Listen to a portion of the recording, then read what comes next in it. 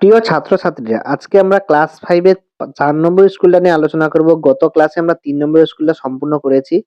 আজকে 4 নম্বর স্কুলটা কি বলেছে দেখো, Chandannagar municipal corporation school cluster.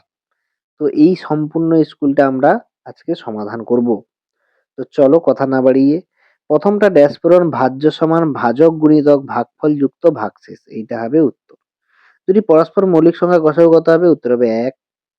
14 21 এর সাধারণ গুণিতক কত হবে? 7 গুণনীয়ক। বাবা ছেলের বর্তমান বয়সের সমষ্টি 60 বছর।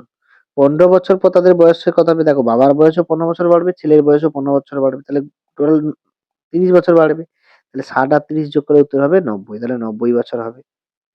তারপরে দেখো এখানে 3 এর দাগের কটটা, যে সেকেন্ডকে মিনিটে নিয়ে যেতে হবে, 60 দিয়ে ভাগ করতে হবে। ভাগ করতে ভাগশেষটা 40 এবং ভাগফল 8। তাহলে উত্তর হবে 8 মিনিট 40 সেকেন্ড। উত্তরটা হবে 8 মিনিট 40 সেকেন্ড।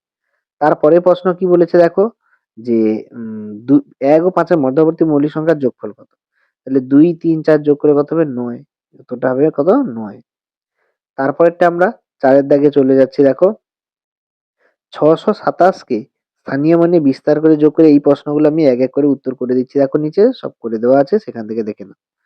তো প্রথমে 627 কে স্থানীয় মানে বিস্তার করলে দেখো একদম সুন্দর, 600 প্লাস 20 প্লাস 7, এইভাবে কিন্তু করতে হবে। এটাই হচ্ছে কিন্তু স্থানীয় মানে প্রকৃত বিস্তার।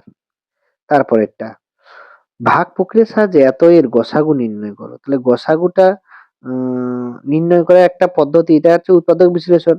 আর একটা পদ্ধতি গসাগু নির্ণয় করার পদ্ধতি, এখানে এরকম করে করতে হয়, 35 কে 28 দিয়ে, তবে 28 একে 28, আবার 7 নামবে। এই হ্যাঁ, এটা তাহলে 28 হবে, 7 4 এ 28, উত্তরটা হবে কত?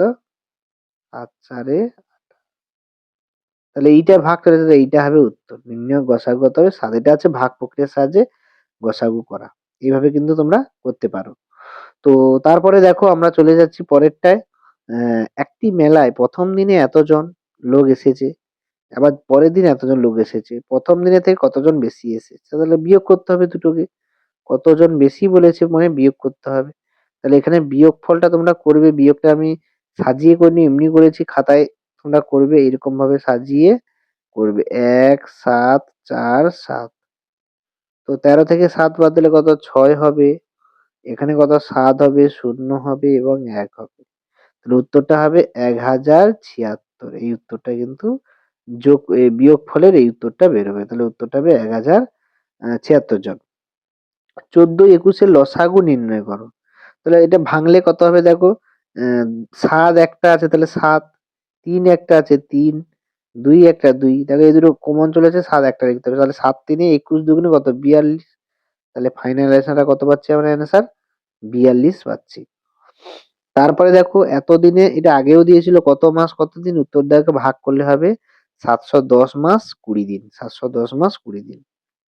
তারপরে 5 এর দাগে 3টে প্রশ্ন দিয়েছে দেখো। 3টে প্রশ্ন, প্রথমেরটা কি বলেছে না, এটা ক দাগ হবে, চ দাগ ভুলে পড়ে গেছে। দুটি সংখ্যার লসাগু এত গসাগু এত, একটি সংখ্যা এত হলে অপরটি কত। তাহলে সেই সূত্র দেখো, অন্য সংখ্যা সমান গসাগু ইন্টু লসাগু বাই দেওয়া আছে যে সংখ্যাটা। তাহলে এটা আমরা সরল আকারে করলে দেখো, প্রথমে বন্ধনীতে কাজটা করব। 6 5 30, 300, 300 কে 15 দিয়ে ভাগ করলে হবে 20। তাহলে অপর সংখ্যাটি কত হচ্ছে? না উত্তর হবে 20। তারপরে দেখো 75 লিটার কেরোসিন তেল ও 25 লিটার পেট্রোল সমানভাবে টেনে এমনভাবে রাখতে হবে যাতে দুই প্রকার তেল মিশে না যায়। তাহলে এর জন্য আমরা কি করব? 75 এবং 25 এই দুটোকে আমরা গসাগু করলে কত পাবো দেখো, 25 টা কমন আসছে।